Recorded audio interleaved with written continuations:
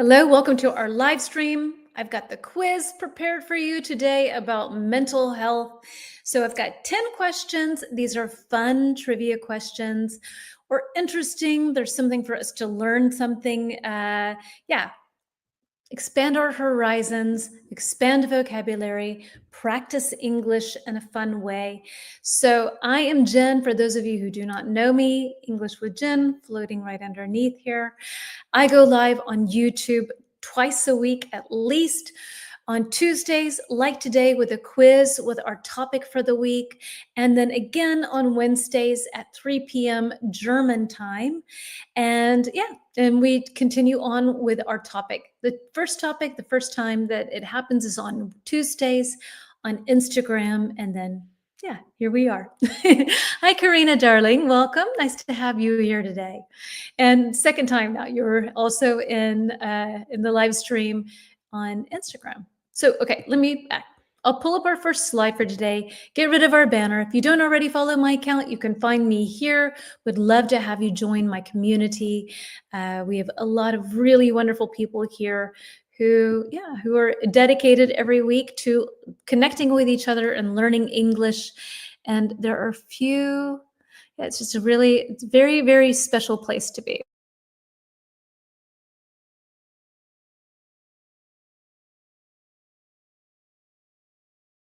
Here we go. I think my reception today, my connection's not so good, but here we go. Number one question: what age do half of all mental health disorders typically begin? So around what time in a person's life do mental disorders start to show or start to happen? So is it A, before age 14? Is it B, before age 18? Or is it C, before 24? What can you tell me? What do you think? Hey, Alessio. And who else is here? So what do you think? 14, 18, 24, what do you think makes sense? I don't have a lot of extra information for some of these today. I have a lot of extra information. This one I don't. So if you want to share anything else that you know about this, then please do so. So Karina, you're saying A. Hi, Michaela joining. I didn't realize that you were in the lesson. I missed you.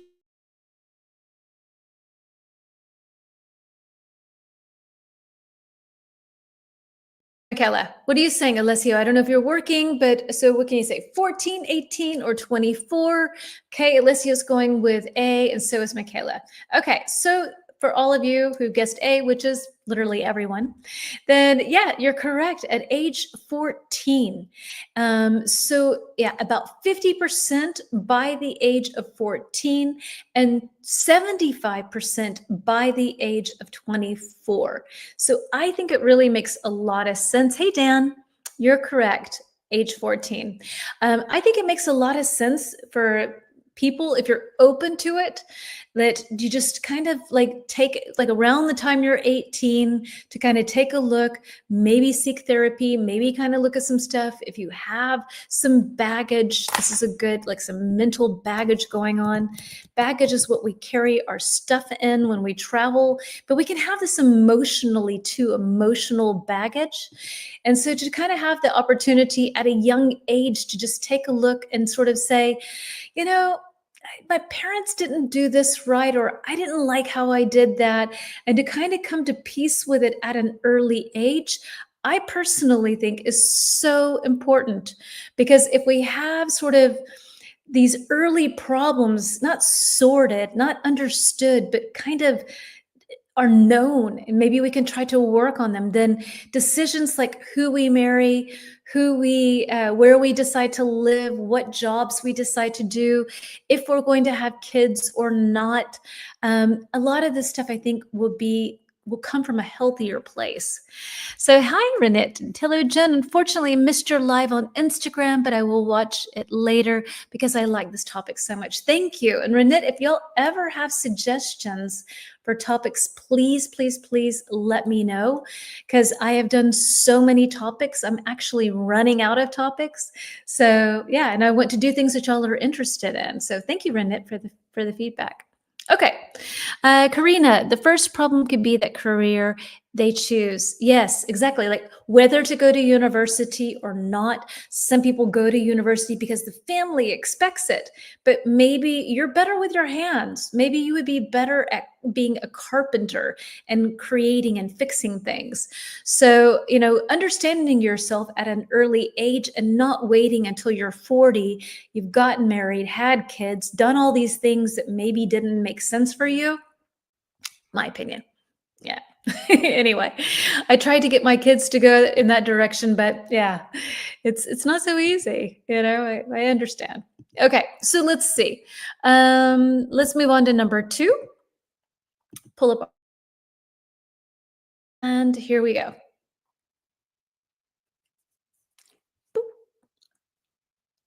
Aha, not working.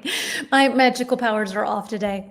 What is one of the biggest reasons why up to 70% of people with mental health illness don't get treatment? Is it a lack of internet access, so they can't get online? B, a fear of hospitals? C, social stigma around mental health? Dan, you're going with C. Okay. Any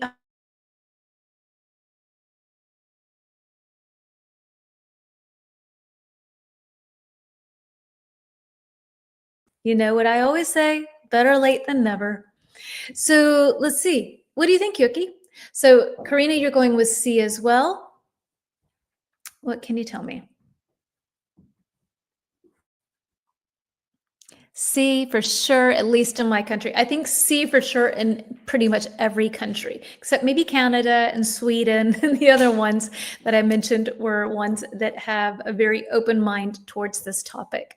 So yeah, okay, so C is absolutely the answer. Yuki, you're right as well with guessing C. Social stigma around mental health. And Renit, you probably already know this word, but I wanted to focus a little bit on stigma.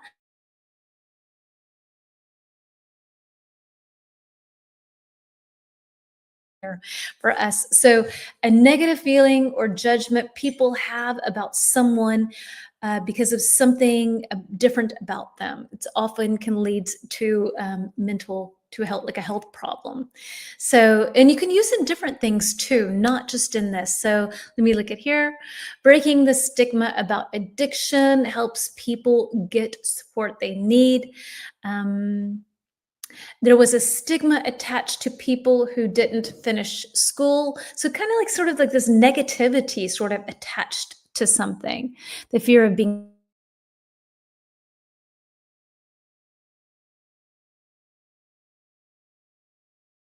And I think every time I move. So, hey, Lizette, darling, the answer was C, actually, was the stigma. So let's see. Moving on to number 3. And there we go. And let's see. Which profession is among the most likely to die by suicide?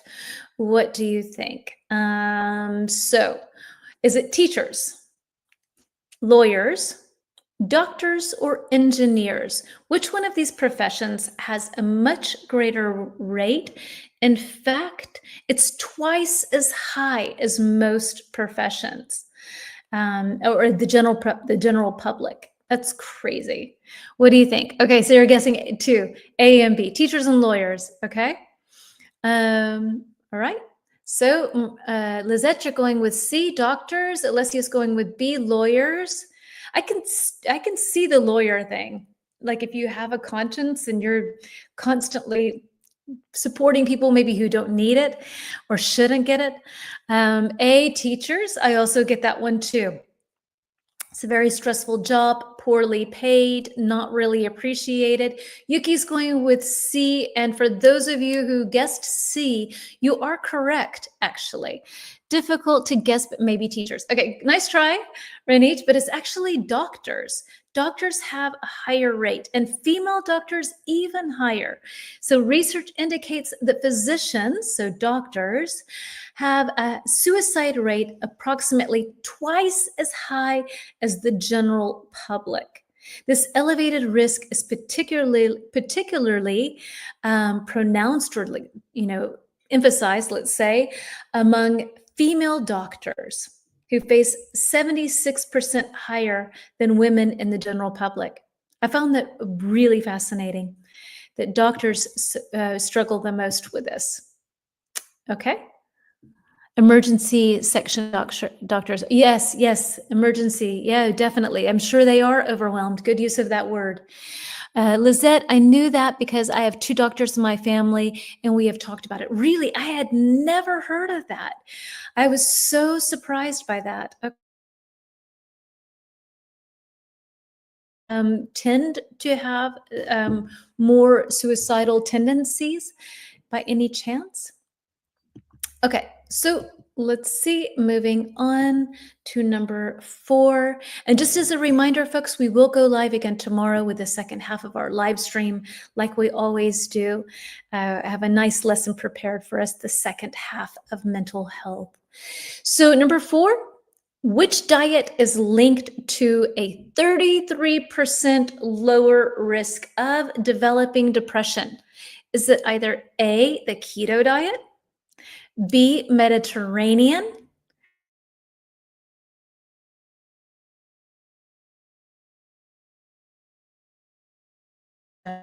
Okay, thank you for sharing. So, okay, Dan's going with D, vegan. Less depression, not eating animal products. Any other guesses? What do you think? Keto, Mediterranean, paleo, and vegan. And I've realized I really cannot spell Mediterranean. Every time I spell it, autocorrect is like, try again. Not gonna happen. All right.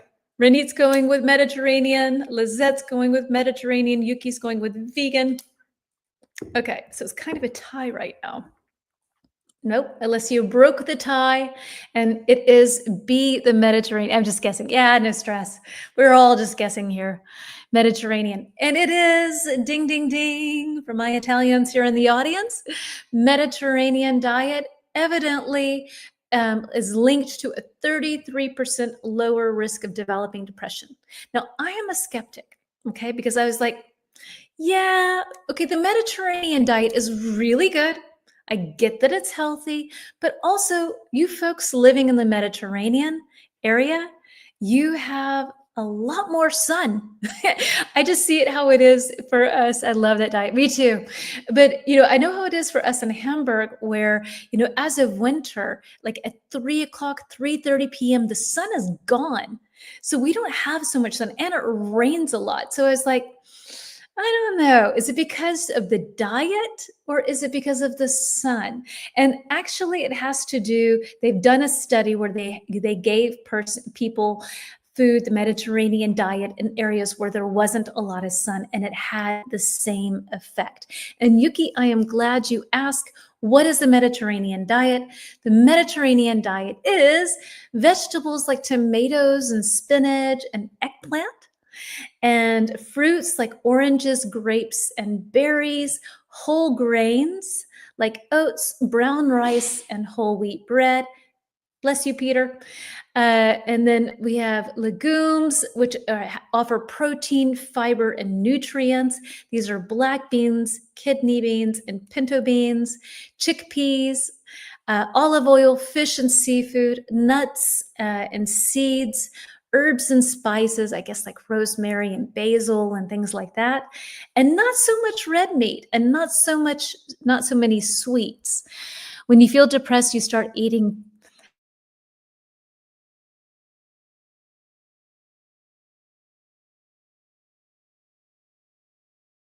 I think it's a combination. I think it's a combination as well. Excuse me. But I was such a skeptic. I was just like, yeah, it's also sunnier there. So it's easier to be happier when you have like the warmth of the sun on you than sitting in, dark gray Germany. Bless you, Eloise. Everybody in my family here is sneezing. So yeah, Karina, the diet was actually B, the Mediterranean diet. I hope that clears it up for you, Yuki, too. Thank you for asking, because I had that extra information prepared for us. All right, so let's see. Let's find the next one. Moving on to number 5 and talking about sleep. Seafood is my favorite kind of food. Lizette, do you have a favorite seafood dish or certain fish in general or seafood in general? Okay, so moving on to sleep, moving on to number 5, and here we go. Let's see. Nope. My magic is off today. Excuse me. All right. What percentage of the global population sleeps less than 6 hours a night, increasing the risk for serious health conditions? So is it 50.9%, 25.9%, or 35.9%? What is the correct answer? Can you tell me? What would you say? Maybe you could tell me how much sleep you get per night. And I do think that's also a type. You know, some people need a lot of sleep, and 6 hours would be way too little. And some people need like 4 hours a night. So you can tell me how much sleep you need, what you think the answer is, anything else. Seafood in general, you like everything. Okay, not picky. All right, Lizette. So Dan's going with A, 50.9. Alicia's going with C with 35.9%. Renit's going with 35.9. What else have we got? Any other guesses? And yeah. Yuki's going with A. Okay, 50.9%. I need to sleep at least 8 hours. 9 is better. See, so Michaela, you need more sleep than some people. I think for me, it's about like 7.5 hours, I would say.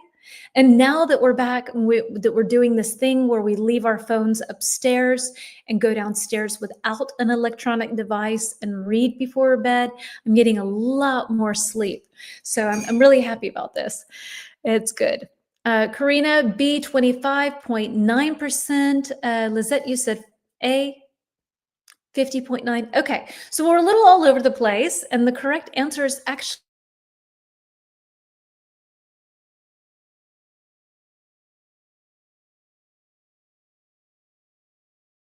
word. My internet's not so good today. Sleep, as you've probably noticed.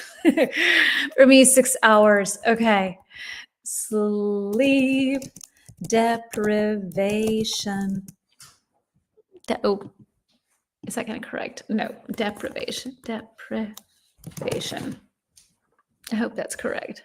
Sleep deprivation. Yes. Okay. So when you don't have enough of something, you are deprived. For my friends who have languages that are Latin-based, deprivation is probably a Latin-based word. When you are deprived of something, you don't have it. So when you don't have enough sleep, you are sleep deprived.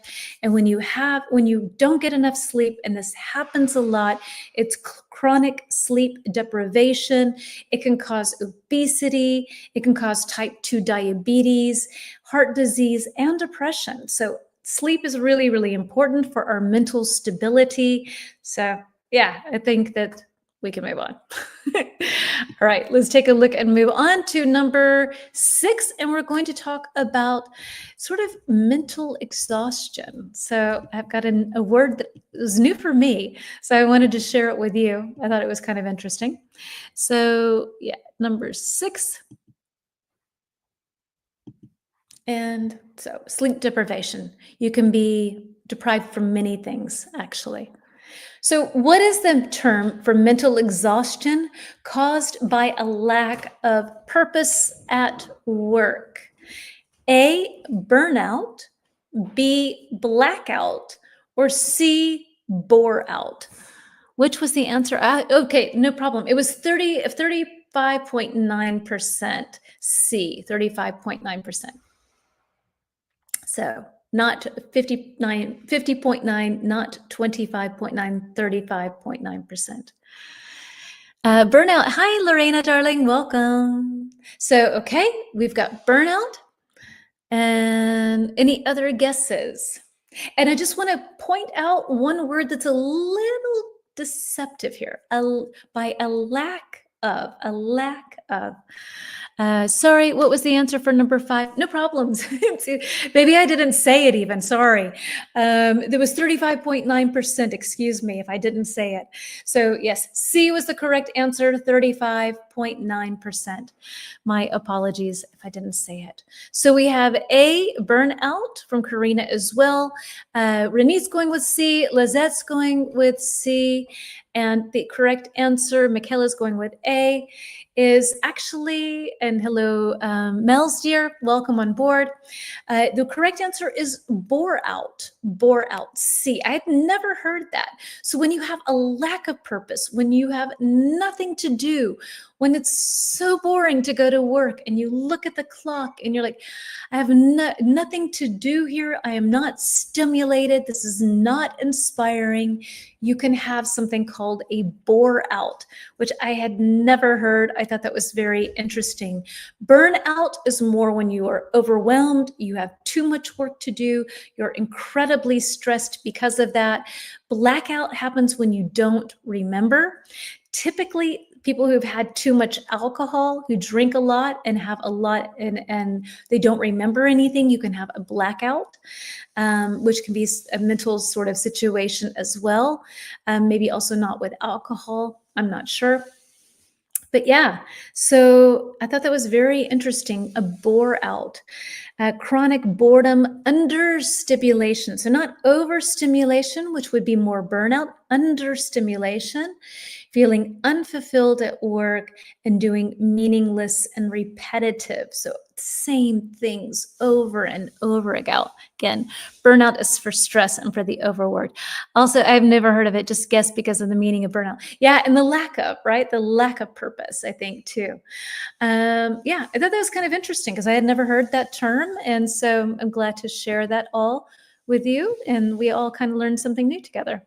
Okay, so moving on to number 7 and talking about mental activities, okay? So grabbing our number 7, and here we go. All right. So let's see.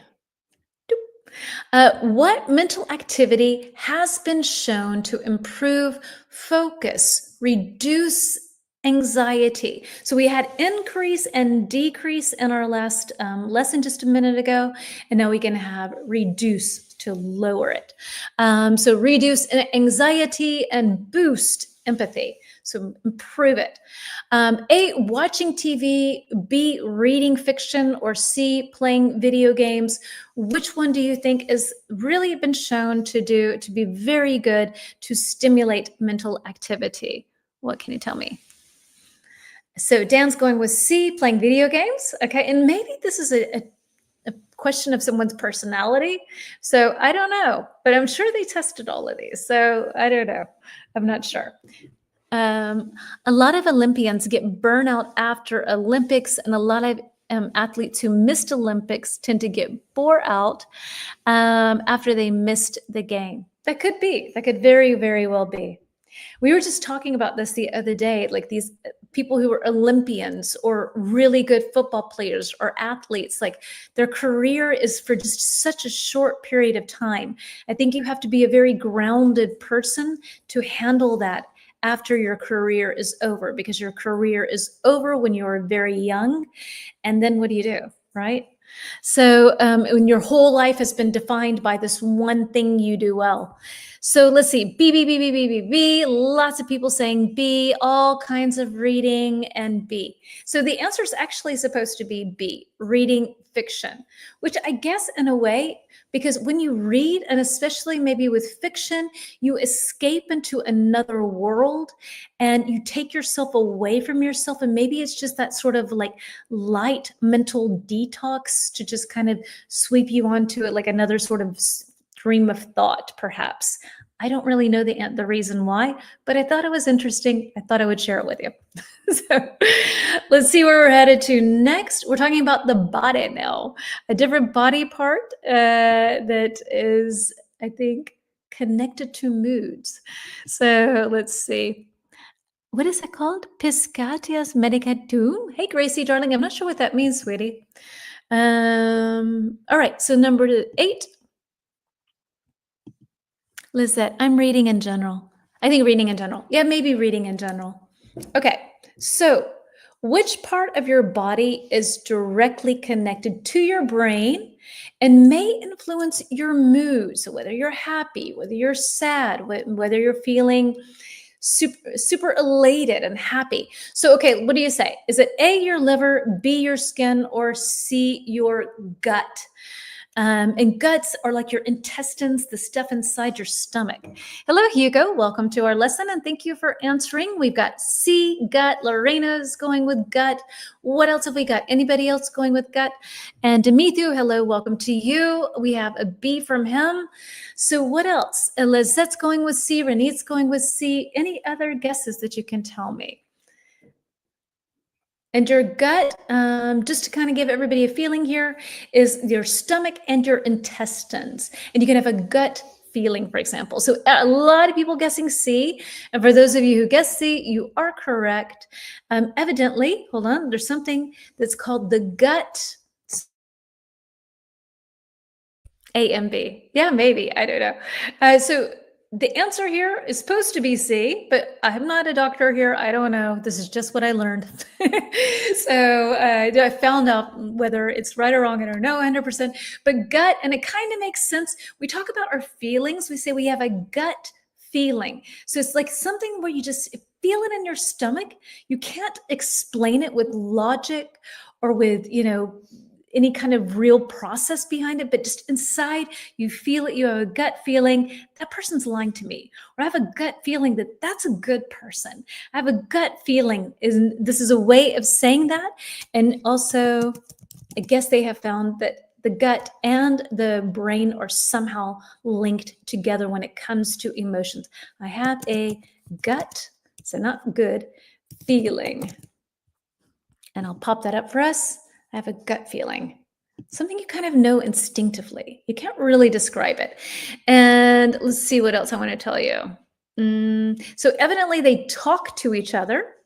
There's a nerve in the back of your head called the vagus nerve, which has become very popular recently. I don't know if anybody's heard of it. I'll write it. I learned about it maybe 5 years ago, vagus nerve, where it helps to calm you down. I went to this therapist because I was having problems with my back. And she said, you're supposed to lay down and have your head straight. And then you're supposed to take your eyes and not move your head and just move them from left and like keep them there, and then straight ahead again, and then to the right and keep them there, and do that several times.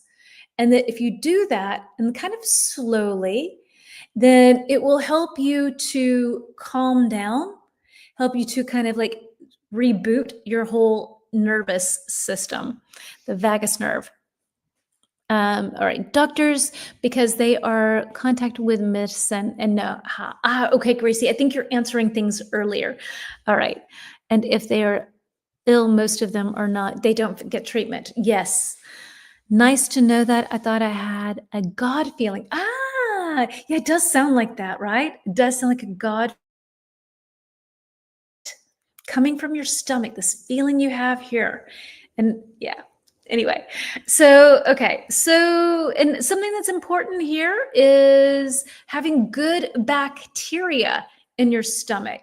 This can also be a part of our mental health. If we don't have good stuff going on inside of us, inside our guts, then it can also lead to depression.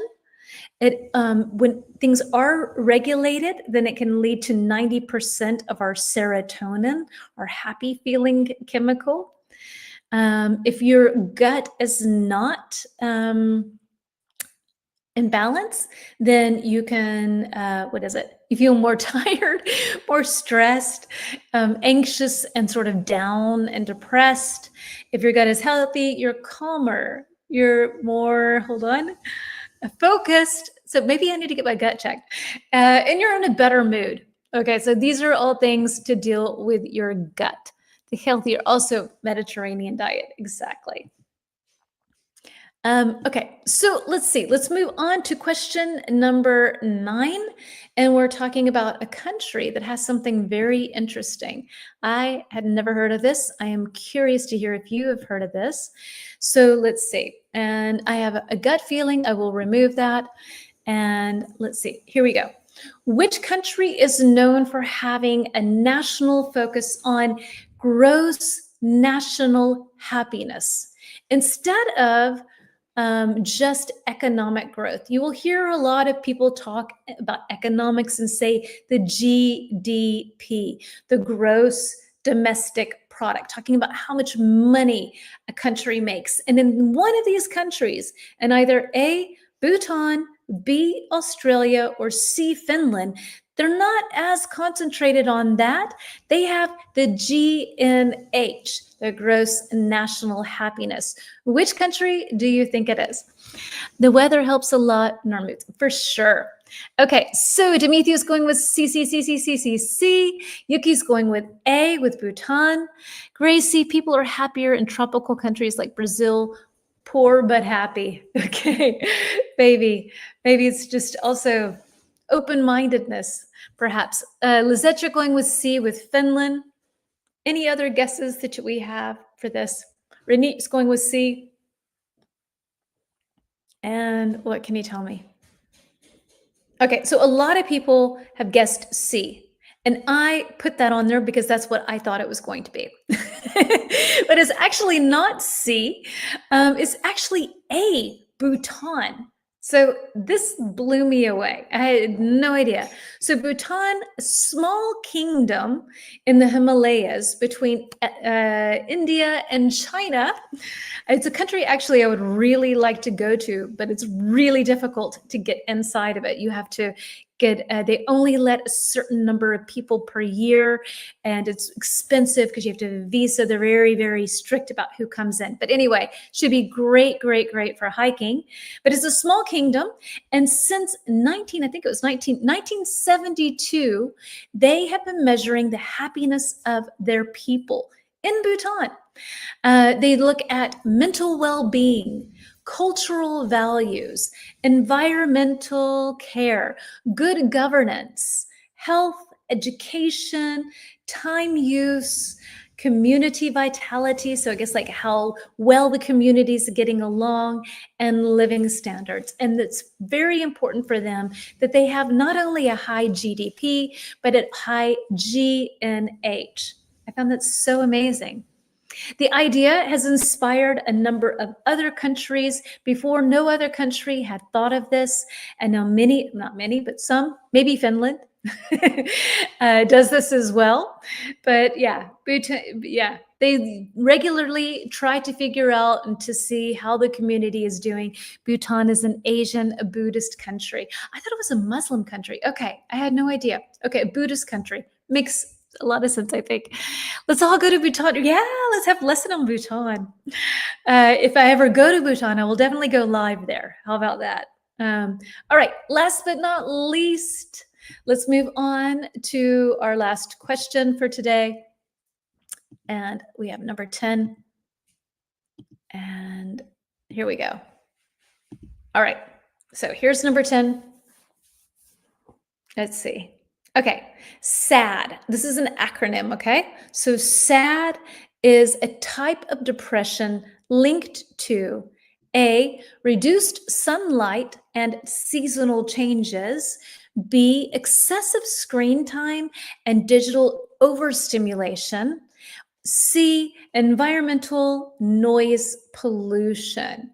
So what do you think? So noise pollution would be like hammering and, maybe a factory, that kind of sound. You could have light pollution, you can have noise pollution, you can have normal pollution, and in this case, environmental noise pollution.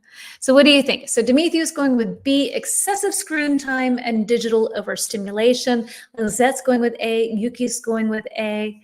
What can you tell me? Renee's going with A. Leslie's going with C, environmental noise pollution. Our first C. Mel's, I've got an A from you. All righty. Okay, So the answer is actually, little drum roll, is A, reduced sunlight and seasonal changes. And SAD stands for seasonal affective disorder. And I don't know about you, but when it starts to feel a little bit like fall, like autumn is in the air, the smell, the cold, there's just this feeling, then there's a little bit inside of me that kind of gets sad. The days get a little bit shorter, and there's something in me that just feels sort of, huh, I don't know, sad.